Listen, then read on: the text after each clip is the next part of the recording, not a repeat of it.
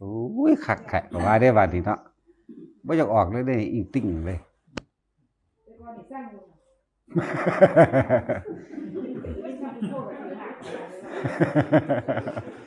เฮ้ยยามใดสิเศร้าอยู่หั่นดอกเนาะหยุมมือหยุมตีนอยู่หั่นแนมแล้วนำอีกแนมทางมาเนาะบัดเมื่อคืนบอกให้ออกยังบ่อยากออกเด้หั่นเพิ่นว่าเห็นแล้วอืม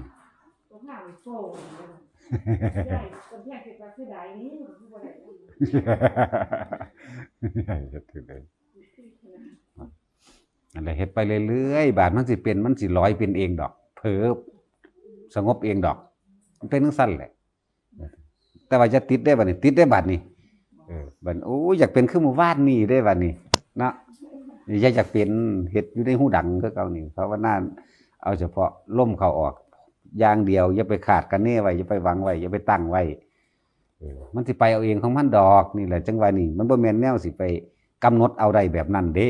ภาวนาน่ะอยากสงบแบบนั้นแบบนั้นแบบนั้นพอตอนมันเป็นแล้วไปติดไว้ได้ว่านี่นั่นแหละซุมื้อนี้โอ้ยศูนย์ว่าสั่นจักยามใดสิมาเนาะขวดเคลียร์อยู่ทั้งมื่นตาบ่นั้นบ่นี่มันคือเป็นเบิดมันคือเบิดคืนนี่เด้อันถ้ารอสิออกนี่เนาะป๊าดโดนคักละ3ชั่วโมงแล้วกูนึกว่าเด้วันมื้อคืนนี่คราวเดียวนึงเห็นว่าล่ะโอ้ยเสียดายได้บัดนี้อันนั้นเป็นจังซั่นแหละถ้ามันได้ความสงบแล้วมันสิเป็นแบบนั้นมันสิบัดนี้สิมาคาติดได้บัดนี้ติดว่าอยากเป็นแบบนั้นได้บัดนี้จังซั่นล่ะมันลืมโลกเบิดแล้วเห็นบ่ล่ะมันบ่ฮู้เมื่อหยังจักอย่างแล้วเด้นั่น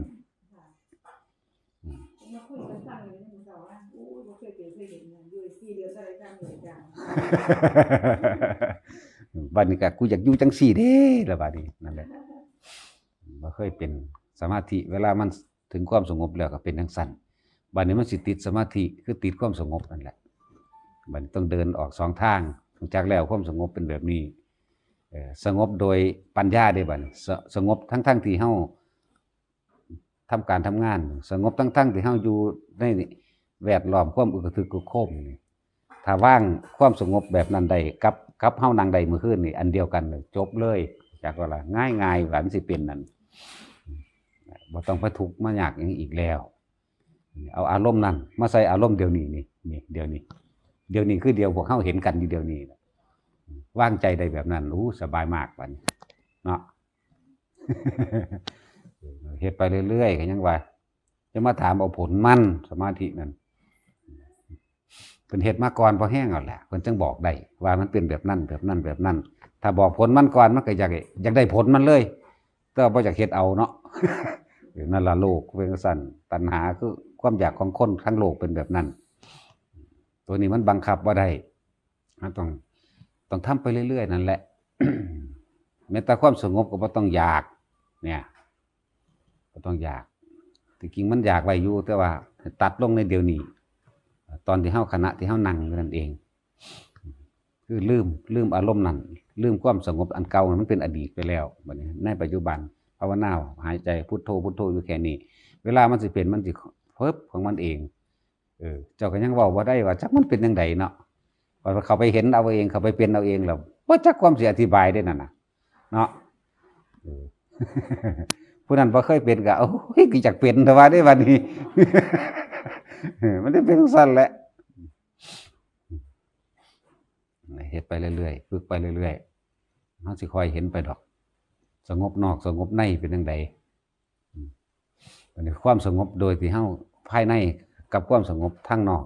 ระหว่างเจโตวิมุตติเอิ้นว่าสงบทางในนี่มันบ่คิดหยังเลยอุ้ยมันบอกบ่ถูกเลยความรู้สึกมันเนาะดับจากความคิดตอน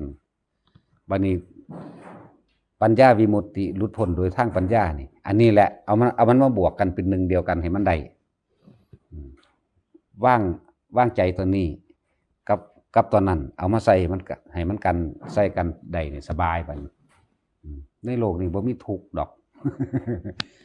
ทุกข์คือเฮาคิดเอายึดเอา สุขก็คือเฮายึดเอาคือเก่าความจริงแล้วสุขกับทุกข์บ่มีดอกมีแต่สิ่งนี้มีสิ่งนี้จึงมีสิ่งนี้เกิดสิ่งนี้ดับเท่านั้นเองที่เฮา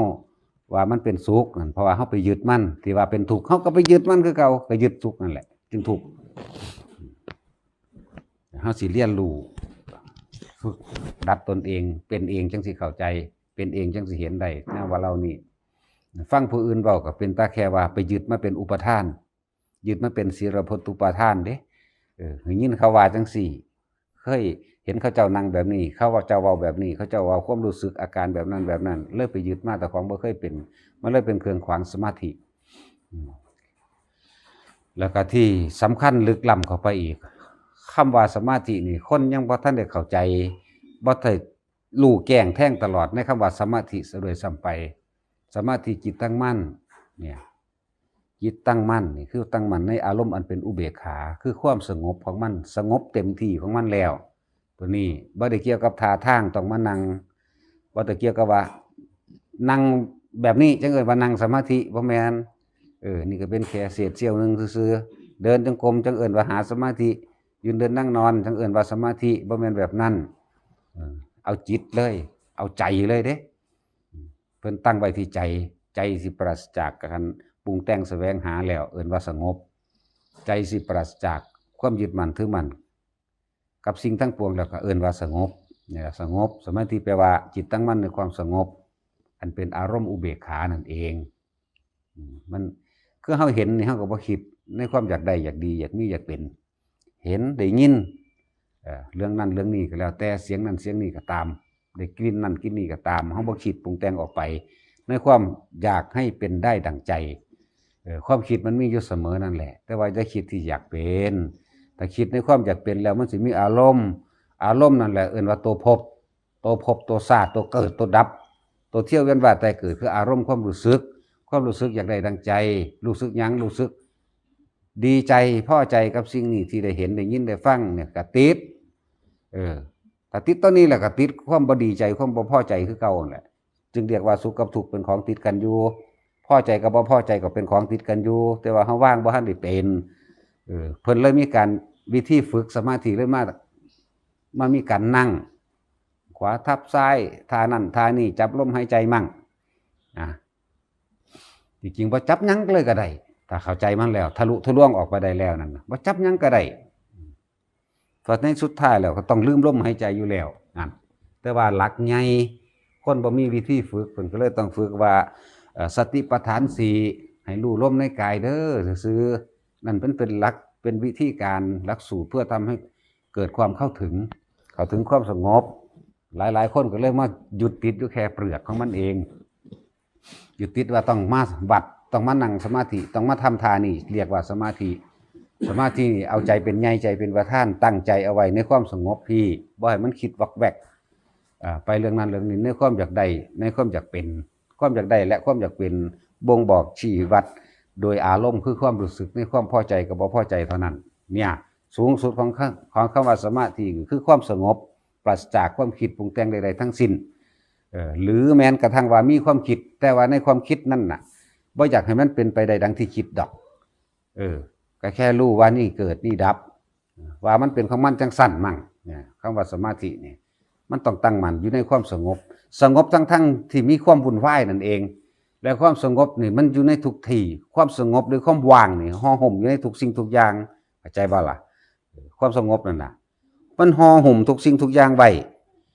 แต่ว่าเฮาบ่ไหวติ่งกับทุกสิ่งทุกอย่างที่มันเป็นรูปเป็นวัตถุเป็นรูปเป็นเสียงเป็นกลิ่นเป็นรสเป็นสัมผัสไม่มีอารมณ์ใดๆปรุงแต่งเกิดขึ้นถ้าบ่มีอารมณ์แล้วภพมันก็ดับแล้วตัวว่าภพตัวว่าชาติมันแปลได้ก็อารมณ์ความรู้สึกในความพอใจบ่พอใจอันนั้นเลยว่าภพมันเกิดแบบนั้นอารมณ์โกรธ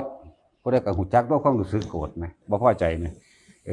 นั่นล่ะนิระยะคติภพไปนรกอารมณ์โลภอยากได้หวงไว้หลายๆอย่างในความอยากได้ไผก็เคยอยากได้นั่นล่ะเคยหวงล่ะอารมณ์โลภอันนั้นหวงสิ่งนั้นสิ่งนี้ไว้บ่แม่นหวงตั้งแต่ของเจ้าของสมมุติว่าไปเห็นหม่องเก็บเห็ดเนาะหวงเนี่ยเว้ากันเข้าไว้สู้อย่าไปทางนั้นเด้กูเห็นงูจังซี่นี่อารมณ์โลภเข้าใจว่าเปรตนี่ อันนี้เป็นภพของเปรตอารมณ์วิตกกังวลความนั้นความนี้บ่ลงใจนี่ความรู้สึกอารมณ์นี่แบ่งไปเลยว่าเป็นอสุรกายจังซี่อารมณ์หลงมีความดีใจปลื้มใจอยู่กับว่ากูซื้อหน้าได้กูสิปรับหน้าตรงนั้นตรงนี้งามจังซั่นจังซี่เด้โอ้ยไปนั่นเดรัจฉานถ้าอารมณ์ดีเด้ในขณะนั้นอยากทำบุญอยากไปสร้างวัดอยากไปให้ทานอยากไปใส่บาตรองค์นั้นองค์นี้อารมณ์นี้ตายในขณะนี้ไปสวรรค์ก่อนเป็นจังซี่นี่แหละทุกอย่างก็เป็นอารมณ์คือเก่าความรู้สึกนี่แหละแบ่งภพแบ่งชาติจะบอกเหตุของการไปเกิดในเป็นภพเป็นชาติหรือเฮานึกถึงภาพพระพุทธเจ้าพระพุทธรูปนิ่งๆอยู่สบายๆว่างๆบ่มีนิวรณ์บ่มีกังวลอันนี้คือบอกได้เลยว่าอันนี้เป็นพวกประเภทพรหมจังซี่เป็นลักษณะนั้นนี่ยกตัวอย่างซื่อๆได้จริงๆมันมีมากกว่านั้นอยู่ดอกยกตัวอย่างหรือผู้อยู่ในแค่เฉพาะอานาปานสติจับลมหายใจได้ จับลมหายใจได้ซื่อๆนี่แหละบ่มีความกังวลใดๆอันนี้ก็พรหมได้จักว่าล่ะพรหมได้เด้นี่แหละบ่แม่นว่าอยู่ในลมหายใจแล้วสิเป็นนิพพานเด้มันต้องประกอบไปด้วยปัญญาเด้สองอย่างต้องบวกกันสองสิ่ง บ่แม่นว่ากลับมารู้ลมแล้วเป็นนิพพานบ่แม่นเด้อเฮาต้องถิ่มความยึดติดต่างหากถิ่มความที่เคยมายึดต่างหากลมนี่เป็นหลักของการเพื่อจะให้เกิดความสงบซื่อๆดอกลมเนี่ยสงบจริงๆแล้วคือการสงบปราศจากการคิดปราศจากการปรุงแต่งแสวงหาในความอยากได้และอยากเป็นในความอยากได้อยากเป็นความรู้สึกที่พอใจและไม่พอใจนั่นแหละเป็นตัวบอกเป็นตัวบอกว่าเจ้าจะไปเกิดหม้องใดฉะนั้นทุกคนต้องเรียนรู้ต้องฟังเอาไปเทียบกับความรู้สึกจริงประสบการณ์จริงของเจ้าของเองบ่แม่นฟังโดยที่บ่ได้เฮ็ดฟังอ่านมามากเห็นอ่านมามากได้ยินได้ฟังมามากศึกษามามากเรียนมามากแต่ว่าเจ้าของบ่เคยเป็นจักเทื่อนั่นบ่มีทางมีแต่การคิดเอาบัดนี้คิดว่าต้องเป็นแบบนั้นแบบนี้นี่คาดคะเนใส่เหตุผลแบบนั้นลงตัวแบบนั้นนี่แหละแต่ว่าคำว่าศาสนานี่คำว่าอยากรู้แจ้งเห็นจริงต้องอาศัยประสบการณ์จริงเด้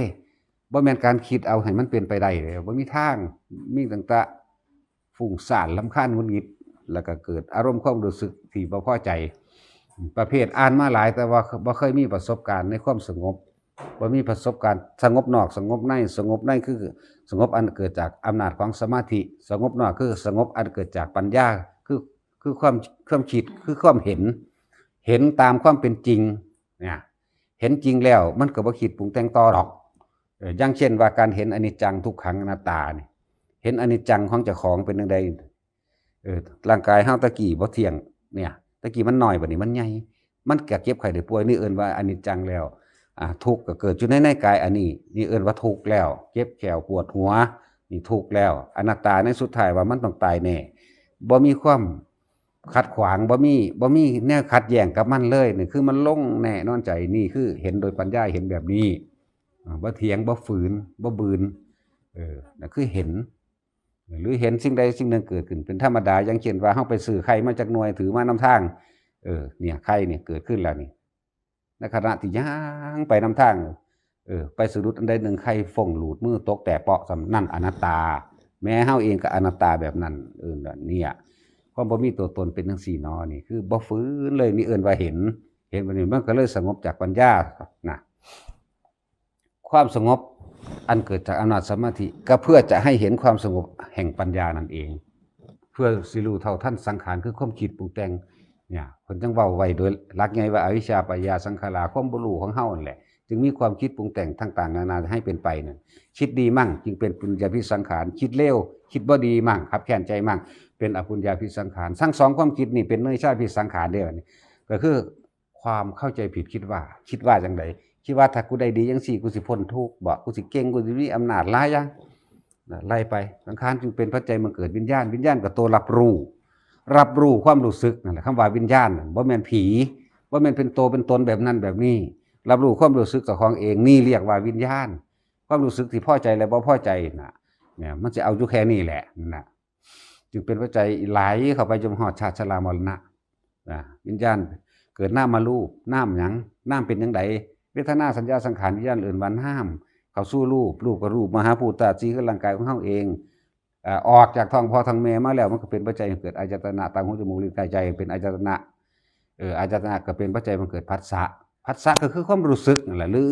ธรรมารมณ์หรืออารมณ์ทั้ง6อันเกิดจากตาหูจมูกลิ้นกายรวมลงไปที่ใจเรื่องผัสสะเป็นเกิดปัจจัยบังเกิดเวทนากับสุขกับทุกข์นั่นแหละคนมันติดเอาอยู่แต่สุขตัวเดียวมันจึงมีทุกข์พร้อม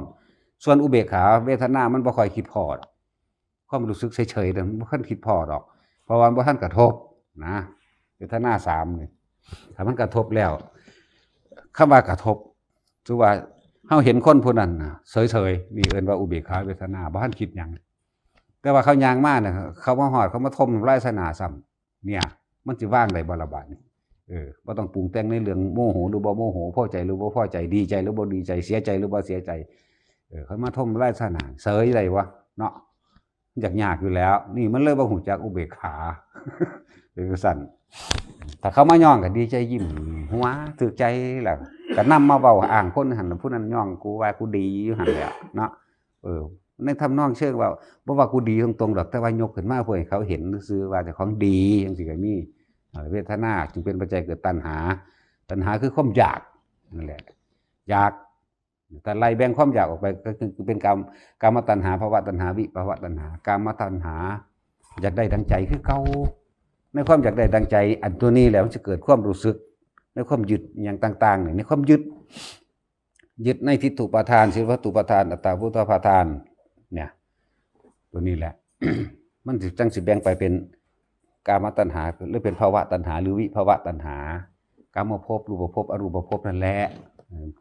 อารมณ์ความรู้สึกของเฮาในความโลภไปเป็นเปรตเนี่ยจึงบอกว่าภพนั่นโกรธเนี่ยหลงอันนั้นหรือว่าไปนั่งความดีจังซี่ลักษณะนั้นตัณหาเป็นปัจจัยอุปทานก็คือว่าเรื่องอุปทานความอยากของเฮาเองเฮาจึงมีความยึดมั่นถือมั่นเอาไว้ในกามุปาทานคืออยากได้ดังใจนั่นเองจึงมีทิฏฐุปาทานแสดงความคิดเห็นของเจ้าของออกมาเอาความคิดเห็นเจ้าของเป็นใหญ่เป็นบัญญัติเป็นบรรทัดฐานเป็นเครื่องกั้นความคิดเห็นผู้อื่นเบิดว่าผู้อื่นคิดว่าถูกกูคิดถูกอย่างเดียวด้วยอัตตะวาทุปาทานคือแสดงอัตตาตัวตนขึ้นมาโดยบ่รู้ตัวอัตตะคือตนวาทุคือคำเว้าปาทานคือยึดในสิ่งที่เจ้าของพุ่งออกมาจากจิตใจนี่เองพุ่งออกมาจากความรู้สึกนี่นะคือเว้าโดยเหตุโดยผลไปตามความพอใจของเจ้าของเองนั่นแหละอุปทาน4กามุปทานศีลวัตถุปทานอัตตวาทุปทานเนี่ยตัวนี้ที่คนทั้งหลายยึดอยู่นั่นนะศีลพุทธทานเคยได้ยินได้ฟังได้เห็นได้ฮู้มาจังซั่นจังซี่แล้วเอามาขัดงานกันบ่ลงกันเกิดเป็นอารมณ์ความรู้สึกอุปทานจึงเป็นปัจจัยมาเกิดภพแม่นบ่ล่ะนั่นไปหาภพเหรอภพนี่แบ่งออกมาโดยความรู้สึกนั่นแหละเป็นภพโมโหมันเป็นภพใดสั่นเนาะไปนรกดูๆยังอีปากกว้างอันนั้นก็เลยโมโหความโกรธน่ะมันความรู้สึกของเจ้าของคือไม่พอใจอย่างแรงกันบ่นั่นแหละนิระยะคติภพนรกนั่นแหละโกรธโมโหนั่นแหละนรกนั่นน่ะหลงจังสิเข้าใจว่าเจ้าของถูกจังแบ่งไปนั่นล่ะหลายๆอย่างนั่นน่ะสิฟังมาตลอดล่ะพวกเฮาจังซั่นภพจึงเป็นปัจจัยมาเกิดชาติถ้ามันมีแนวนี้มันก็เกิดทันตัวตายปั๊บก็เกิดปั๊บโลดเด้นี่แหละคำว่าอวิชชาหรือปัจจัยการ12หรือปฏิจจสมุปบาทนี่เกิดพร้อมกันดับพร้อมกันเด้อที่เว้านี่ไล่ความละเอียดหรือความสลับซับซ้อนของความเป็นเช่นนั้นหรือปฏิจจสมุปบาทคือสาเหตุแห่งความเกิดทั้งหลายของสรรพสัตว์เนี่ยสาเหตุแห่งความเกิดทั้งหลายของสรรพสัตว์เรื่องปฏิจจสมุปบาทปฏิจจสมุปปานธรรมปัจจัยการ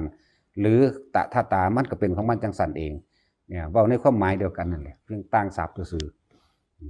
ให้ทุกคนเข้าใจพยายามหยุดความคิดให้ได้และให้เข้าใจคำว่าสมาธิบ่แม่นมานั่งหลับตาบ่แม่นมาเดินจงกรมบ่แม่นมาหลายๆอย่างที่เฮาเข้าใจเคยยึดมั่นถือมั่นไว้ว่าอันนี้เอิ้นว่าสมาธิมานั่งหลับตานี่บ่แม่นนี่เป็นอีกท่าหนึ่งของการทำให้เกิดความสงบสมาธิคือความสงบจิตตั้งมั่นในอารมณ์อันเป็นอุเบกขาหรือความว่างเปล่าก็ได้แต่ว่าอัปปนาสมาธินี่แปลว่าความว่างเปล่าอันหาประมาณไม่ได้อัปปมาสมาธินั่นนะสมาธิ1คณิกะสมาธิ2อุปจาระสมาธิ3อัปปมาคณิกะนี่เข้าขณะนี้เฮาสงบแล้วล่ะ ต่อไปต่อมามันสิมีเครื่องอุบัติขึ้นมาเพื่อสิทดสอบความสงบของเฮาบ่อย่างเช่นเสียงได้ยินได้ฟังกลิ่นหรือการเห็นนิมิตนิมิตอย่างต่างๆนี่แหละแต่ของสิตั้งมั่นแท้บ่มันสิถึงจุดสูงสุดแท้บ่สูงสุดคืออัปปนานั่นแหละสงบอันสูงสุดคือความว่างเปล่าอันหาประมาณไม่ได้ได้อัปปนานั่นน่ะอัปปนาสมาธินั่นน่ะสงบในความว่างเปล่าอันหาประมาณบ่ได้จิตมันตั้งมั่นอยู่หันแต่ว่าก่อนมันสิไปถึงหม่องมันสูงสุดได้อีหลีมันก็ต้องผ่านคณิกะขณะนี้เราสงบแล้วเด้นคณิกะสมาธิสงบแล้วในขณะนี้สงบแล้วบ่ซั่นสิว่าสมาธิน้ำหลังบ่สงบแล้วแต่ว่าที่มันบ่สงบเพราะว่าหึยินเสียงอีหยังแป้งๆขึ้นมานี่ก็อยากมื่นตาเบิ่งเลยบ่สงบแม่นบ่ล่ะแสงสว่างนิดหน่อยท้อปีกลิ้นนี่ล่ะมื่นตาเบิ่งเพิบนั่นเลยบ่สงบแม่นบ่ล่ะได้กลิ่นหอมหยังวะได้กลิ่นเหม็นหยังวะบ่ต้องไปเฝ้าถึงนิมิตอีหยังที่มันใหญ่ๆกว่านั้นดอกพอแต่อีหยังนี่ตั้งแต่กลางงาไม้ตกใส่สังกะสีกวนขอนไม้หมดแล้วเถิงลงบักแห้งหมดแล้วนี่น้อยนึงก็ยังนั่นมันเลยบ่สงบอุปจารสมาธินี่เครื่องขวางเครื่องอุบัติสิ่งที่ทำให้ออกจากความสงบได้นั่นเรียกว่าอุปจาระสิ่งที่ทำให้ออกจากความสงบที่ตั้งมั่นอยู่มันเลยบ่ตั้งมั่นมันเลยบ่เข้าไปสู่อัปปนาได้นั่นแหละคำว่าสมาธิว่านี้วหาตมิทาวหาตมนังเนี่ยเอาใจไปเลยเอาใจเป็นใหญ่เอาใจเป็นประธานขับรถอยู่กับสงบได้เด้ล่ะเนาะเอาใจเด้สงบจากความคิดในความอยากได้อยากเป็นเอาอีหยังมาเป็นเครื่องวัดเอาอารมณ์มาเป็นเครื่องวัดมันบ่มีอารมณ์มันบ่มีความรู้สึกว่าอยากให้เป็นแบบนั้นอยากได้แบบนี้มันมีความโกรธพวกเนี่ยนี่สงบแท้ๆคือสงบจากปัญญาต่างหากสงบจากการเห็นเอาคำว่าปัญญาคือการเห็นความจริงเห็นความจริงทุกอย่างที่มันจริงนั่นแหละเห็นจริงๆในเจ้าของนั่นแหละว่ามันจริงผู้อื่นดอกเรื่องว่าสงบจากปัญญาคือความเห็นจริงเมื่อเห็นจริงแล้วมันบ่ต้านทานมันบ่ฝืนมันบ่อยากให้เป็นไปแบบใดเลยมันก็มีแต่รู้กับรู้ว่าสิ่งนี้มีสิ่งนี้จังมีตัวนี้เนาะโอ้มันก็เป็นจังซั่นของมันเนาะนั่นแหละอิมัสมิงสติอีทังโหติหรือวัตตถาตาก็อันนี้แหละสิแม่นอีหยังมันบ่แม่นศัพท์ลึกลับพอสิไปบ่ได้ดอกของง่ายๆที่พวกเฮาเองเอ้าก็มันเป็นจังซั่นของมันเนี่ยบอกภาษาง่ายๆโลดอย่าไปมันบ่แม่นศัพท์สูงตถาตาหูเว้าสูงว่าซั่น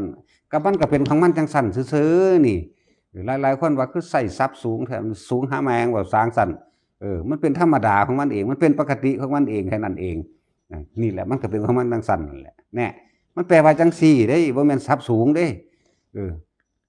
ถ้าสูงก็สิเอิ้นว่ามัชฌิมาได้จังได๋พุทธเจ้าเพิ่นบ่ได้ให้สุดโต่งทั้งสองส่วนอยู่แล้ว